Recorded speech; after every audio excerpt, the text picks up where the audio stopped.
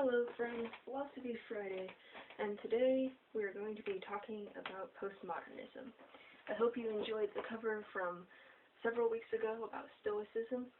You can watch that on YouTube, and I'm sorry I've been gone for 2 weeks.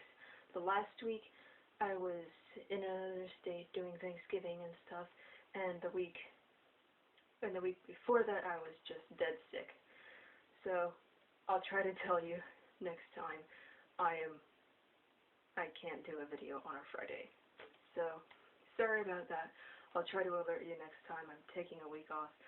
So let's get to the point, which is postmodernism, or as I like to call it, the fallacy of bias in our area. Now I'm sure you've all heard people say, well, it's your truth, or whatever you want to believe, or something like that, which leads to the point of objective truth, because these people, postmodernists, they believe that there is no objective truth, or that the truth cannot be known. That is the essence of postmodernism. And the examples of this are being overly humble. I'm sure you've had some people you have met who are overly humble about their ideas and opinions, in such that they don't want to defend them or but challenge other people's opinions. Even if they sound completely absurd, they're so humble that they don't want to address important issues. Now you might say, well, it's my opinion, when it is actually an objective truth. It's important that you use opinion and truth and fact and hypothesis and theory correctly, so that people understand what you're talking about, and so that they understand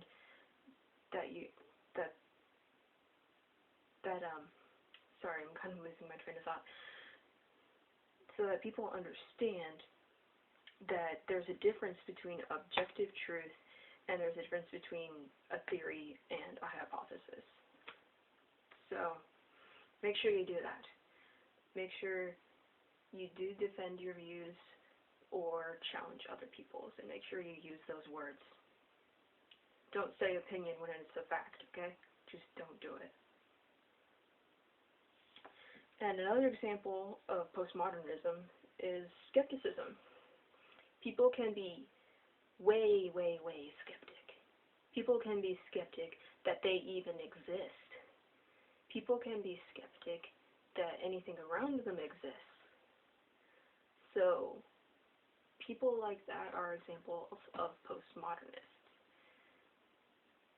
And you just don't know how to deal with it. How can you prove to someone who doesn't think they exist, or doesn't think that the world exists, that it does? Because you have to do that through your senses, and they think that their senses are fake. It's kind of a circular argument, a circular type of reasoning that you can't really just get them out of. So being overly skeptic is an example of postmodernism. Also, being overly tolerant. Of course, in this day and age, we want to be tolerant. Tolerance is a good thing. Tolerance brings us together and allows us to make friends with people who are very different from us, which is great, but we don't want to be overly tolerant. Overly tolerant would be accepting or dismissing or not addressing important and sometimes dangerous ideas, which can be severely damaging. So tolerance is good, but not too tolerant. Because we don't want to be tolerant of, say, murder, or, say, a jihadist, or, say, anything that is violent in nature or destructive in nature. We don't want to be tolerant of those. Get what I'm saying? Good. There is a rather fuzzy line between what should be tolerated and what shouldn't be tolerated. People often draw the line themselves, and that's okay. Some people say that stupidity is tolerable, and some say that it isn't. But I guess we're all kind of stupid sometimes. So I would say it definitely, in deciding on the dynamic of stupidity is tolerable. So that's just my opinion. But, what about in the workplace, when you have to be competent in order to carry out your duties? In which case you don't want to be stupid, and stupid shouldn't be tolerated. What if their stupidity is contagious and other people will get it? That is another case when you don't want to tolerate stupidity. What if you want a person to improve as a person, and his stupidity is hindering him? Another case where you don't really want to tolerate stupidity, especially if it's from someone you love. You don't want to tolerate their stupidity. What if this person is using his stupidity to insult people? Well, that's kind of one of the things you do have to draw a line for yourself, but it just depends on the person and the situation and the severity.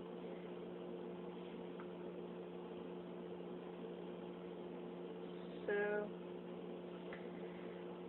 this will be a one that will probably surprise you concerning postmodernism, but if you think about it, holding views too strongly can also be an example of postmodernism.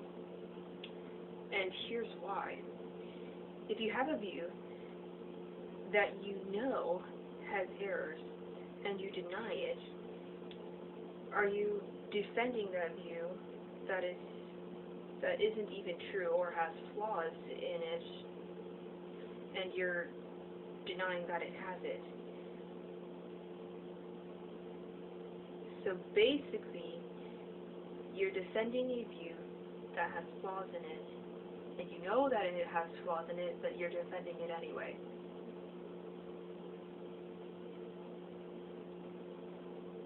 Okay.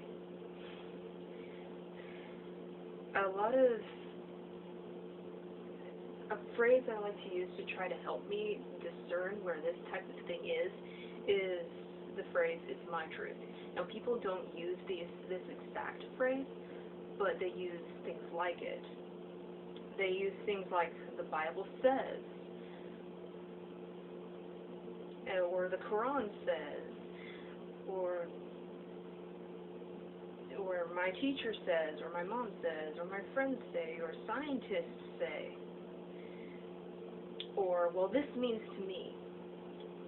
So those are the examples of "it's my truth," and I like to use that phrase to try to help me in deciphering whether it's postmodernism or the fallacy of bias.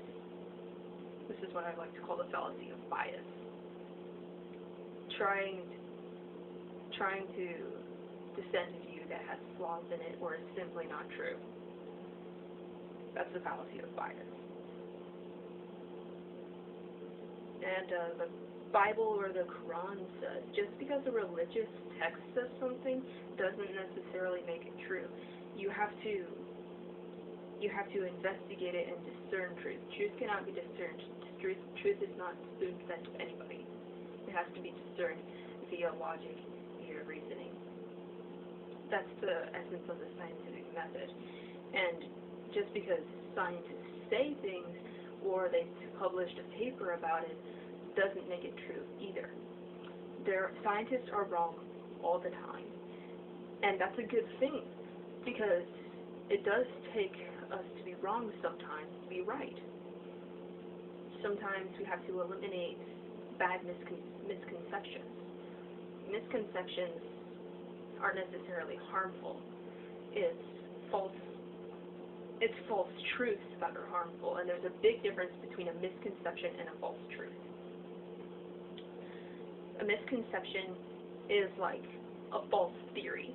A false truth, I know that's a contradiction, but play along with me. A false truth would be like a scientific fact that is wrong, a scientific law that is wrong. That would be a false truth. A misconception would be a hypothesis or a theory that is just wrong. So, we all think that we have ideas that are true, but being biased about it doesn't make it any more true than it already is. It is illogical to say that something is true for you, but it is equally illogical to say that something is true for me. There is a difference between saying that it is true for me and saying if I am right, X is true. But here's the catch. Most people say if I am right, X is true. And rarely this is why I am right. It is easy to make a logical argument based on the premise, if I am right, X, Y, and Z are true. And a lot of people will find it convincing, but such an argument is incomplete. If they are wrong, then X, Y, and Z might not be true. Just because an argument is logical doesn't mean that it is true. So that's the cover of Postmodernism, and I hope that was helpful. Bye.